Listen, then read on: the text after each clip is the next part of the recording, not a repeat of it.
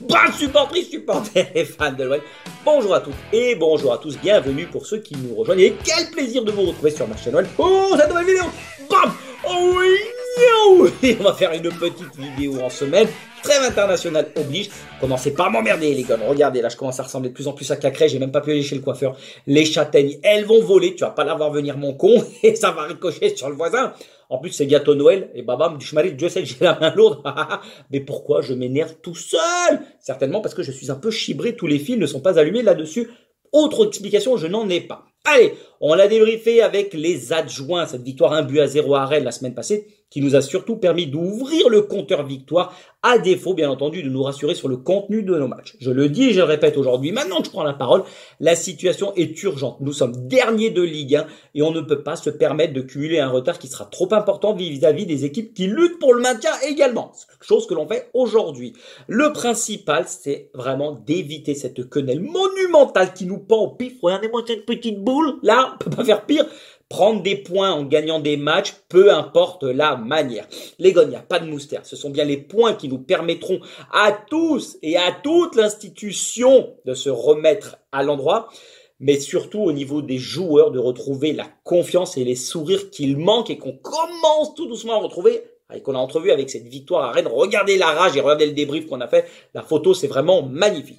Je ne pense pas qu'actuellement, bien joué, ça va les rassurer, parce que qu'est-ce que là, cela apporterait de proposer un contenu extrêmement intéressant, du beau football, pour être charrette au classement derrière et prendre très peu de points, ce qui nous arrive depuis le début de la saison. Donc on est nul, on prend pas de points, on est bon, on fait du beau jeu, on prend pas de points, je vois pas l'intérêt. Non, là, il faut absolument, c'est Walou les gars, ça bégaye trop sévère. Il n'y a que mathématiquement que l'on se relèvera, bien entendu, dans un premier temps. Et l'enchaînement de bons résultats qui pourra permettre évidemment à l'équipe de se remettre en scène, pourquoi pas au fur et à mesure de proposer un contenu de plus en plus intéressant. Mais la situation pour l'instant, c'est prendre des points.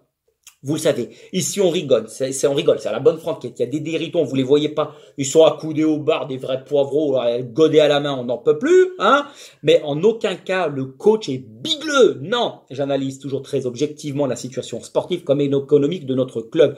Après, on peut ne pas être d'accord avec ce que je dis, c'est bien entendu et justement le but de faire des vidéos pour pouvoir confronter les idées avec l'ensemble des adjoints. Et je tiens vraiment à préciser, je répondrai à tout le monde, chose que je fais et c'est avec grand plaisir.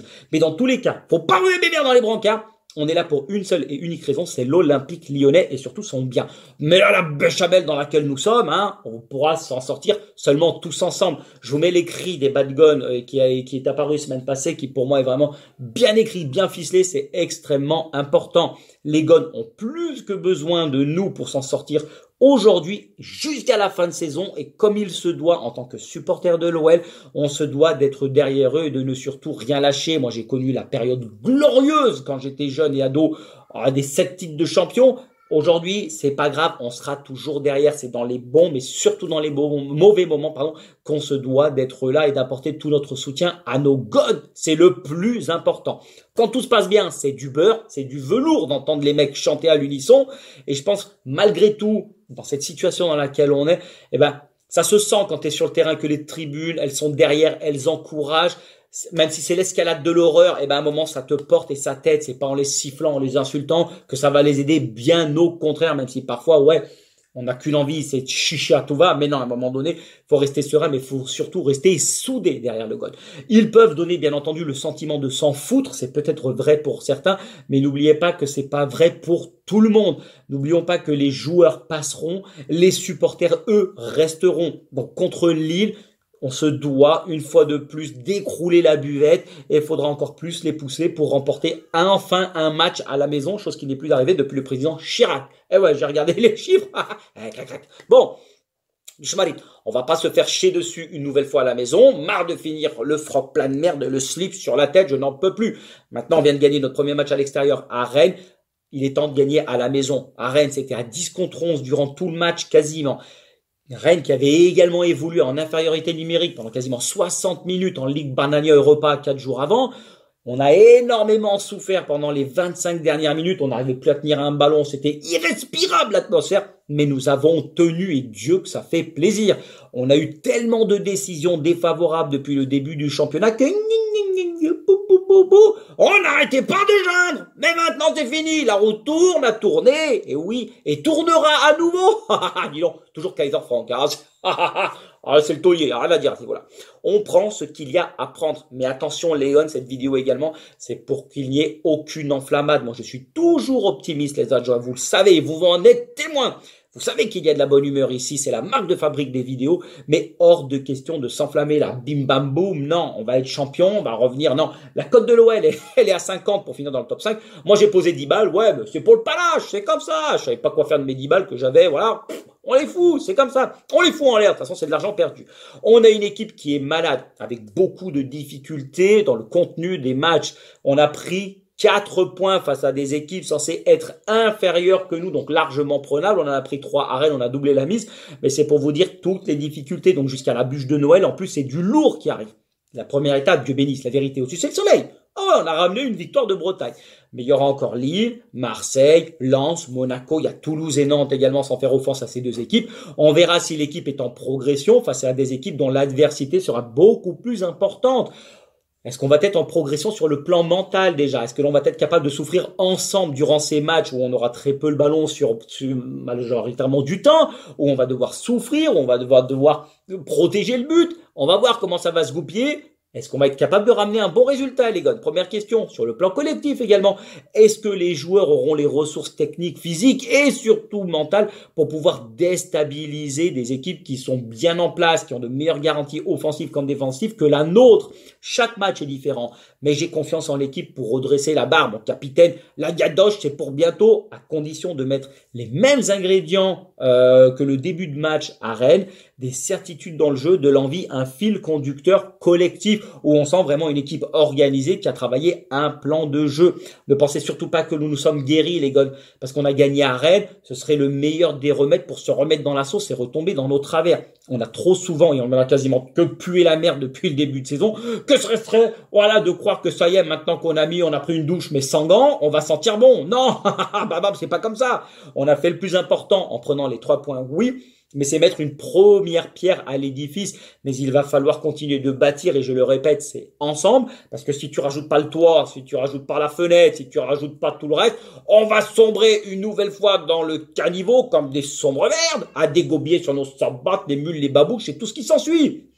Le deuxième également, ce sont nous les supporters qui ne devons en aucun cas lâcher, je l'ai dit, je le répète. Et ensuite, il va falloir également de la stabilité chez nos dirigeants. Baba, merde!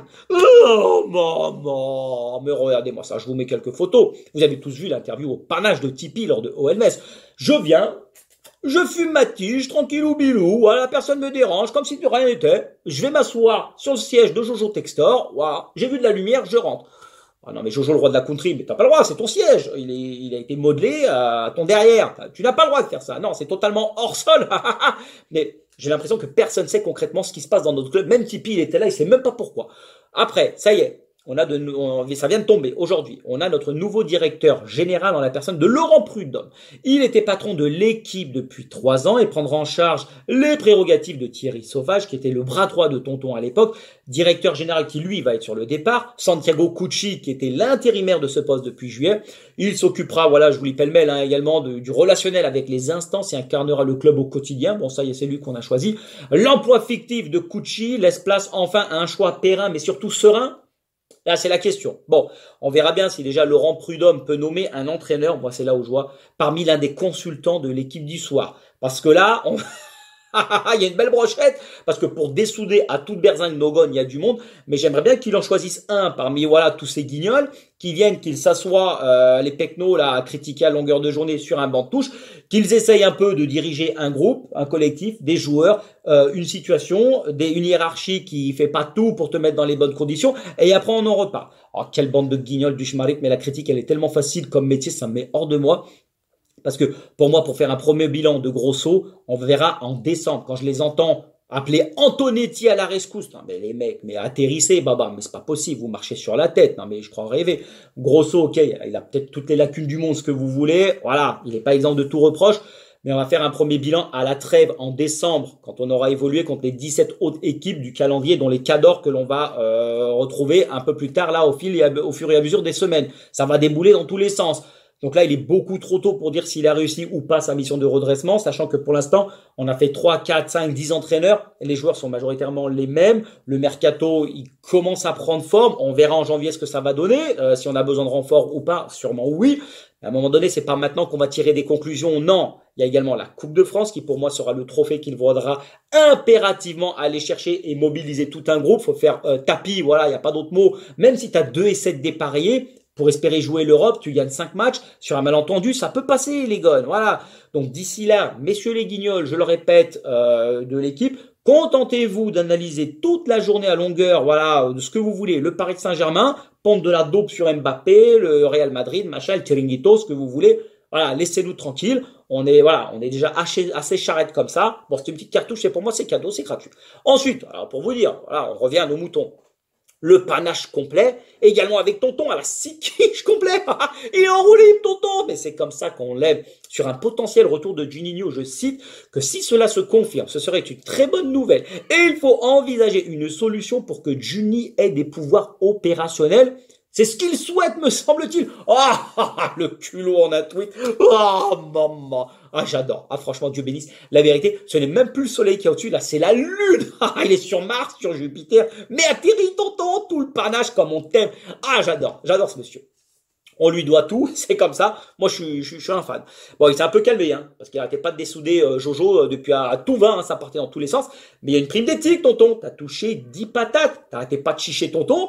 Il t'a dit, attention, t'y vas de bon cœur, mais moi, je vais te réclamer l'oseille que je t'ai filé, Il a rétro-pédalé, bon, demi-tour tout. Après, concernant le retour de Juni, en étant honnête, moi, je suis à 100% d'accord, parce que quand on lui connaît la rigueur qu'il a du très haut niveau, tout ce qu'il attend des joueurs de l'institution pour que ça marche, il avait pointé du doigt toutes les failles à sa première arrivée. Bon, on peut pas dire qu'il avait tort sur les axes d'amélioration, qu'il avait tout de suite, lui, vu et entrevu. Après, on parle d'une semaine par mois, parce qu'il vit à Rio, voilà, avec toute sa famille. Est-ce que c'est une bonne ou une mauvaise idée? Moi, pour moi, c'est peut-être pas l'idéal une semaine, mais croyez-moi que le bourg, en une semaine, il est capable de faire bien mieux que Ponceau et Chéroux réunis en un mois. Tous les deux. Ça se touchait la nouille, ça faisait rien d'autre. L'avantage, et on finira là-dessus également, par rapport à notre redressement, c'est, point de vue sportif, les gars, le niveau de la Ligue 1 est vraiment très très faible, ça pue la merde, il n'y a pas d'autre mot, je vous mets une petite photo du classement, ce qui permet malgré une seule victoire à un tiers du championnat passé de n'être qu'à 5 points du premier non relégable qui est Strasbourg. D'espérer s'en sortir comme ça avance tellement doucement comptablement que oui, il y a des motifs d'espoir. C'est très serré au niveau du classement. À partir de la 6e place qui est occupée par Lens, il y a que 9 points d'écart entre le dernier et le 6e. Ça veut dire 3 victoires, c'est très vite rattrapable. Attention, je ne suppute pas qu'on va le faire. J'analyse les chiffres, bam, attention, sinon ça va repartir. M'énervez pas, là je me suis calmé en plus. Et quand on plonge dans les statistiques, parce que je l'ai fait de cette Ligue 1, sur les 18 équipes actuellement engagées, seules 4 ont gagné au moins la moitié de leurs matchs, soit 6 matchs sur 12. Il n'y a pas plus de bananes, il y a plus de bananes et de trompettes qu'autre chose. C'est clair. En gros, c'est ça. Donc, si tu fais une série de 4 ou 5 victoires, limite, tu passes de relégable à européen. Donc, tout est jouable, mais pour toutes les équipes, pas que pour nous. Donc, ça veut dire que ça peut aller vraiment très vite. Et c'est pour ça que nous, on va s'occuper de notre cas. Les matchs arrivants, c'est pas pour entendre péter les boucs. On a été nul et renul. Ça fait nul au cube, c'est une certitude. Mais là, ce seront des oppositions différentes. Ce seront des styles de jeu différents. L'attitude de l'équipe va bien entendu être différente. Donc, c'est à Fabio et Ogon de bien travailler, de bien charbonner durant la trêve. Là, on a 15 jours avec cette victoire. Ça va nous faire extrêmement du bien.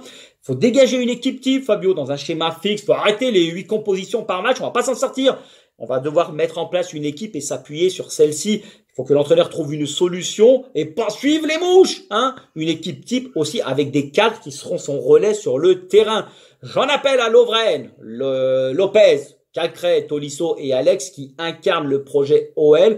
Vous êtes censés apporter la sérénité, le calme et toute votre expérience qui nous manque aussi bien sur le terrain que dans le vestiaire. Vous êtes les relais de l'entraîneur. À vous maintenant de vous sortir le doigt et de montrer et d'emmener tout un groupe avec vous. Vous êtes et serez les locomotives pour pousser les gones du vestiaire vers le haut, à ne rien lâcher, à continuer à charbonner pour s'en sortir, ni râler, ni avoir un langage corporel qui pue la merde. Non, à un moment donné, on se prend en main. Vous êtes les joueurs d'expérience, vous êtes les tauliers du vestiaire. À vous de vous comporter comme tel sur le terrain, s'il vous plaît. vous n'avez pas le droit de lâcher, vous n'avez pas le droit d'être résigné, malgré un déficit technique abyssal de vos coéquipiers, ça se voit. Certains, c'est mentaux, voilà, où il y a rien dans la caboche. D'autres, c'est un manque d'intelligence de jeu, mais c'est pas grave, c'est ensemble qu'on y arrivera.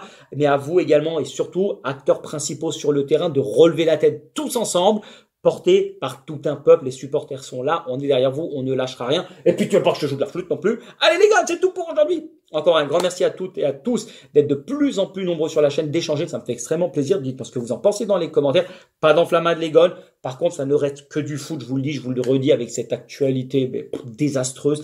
Il y a des choses bien plus graves dans la vie et c'est le principal. Le foot, ce n'est qu'un ballon rond avec 22 acteurs sur le terrain. Allez, portez-vous bien. L'Olympique Lyonnais est et restera une formidable raison d'être heureux. D'ici là, sortez, il y a un peu de vent là, les nuages arrivent, attention, va falloir mettre les parapluies, les mouloufs et les cagoules, c'est extrêmement important parce que malgré les 11 degrés, on peut prendre froid. Mettez des chaussettes pour dormir. Allez, tchuss les gars, passez une belle journée.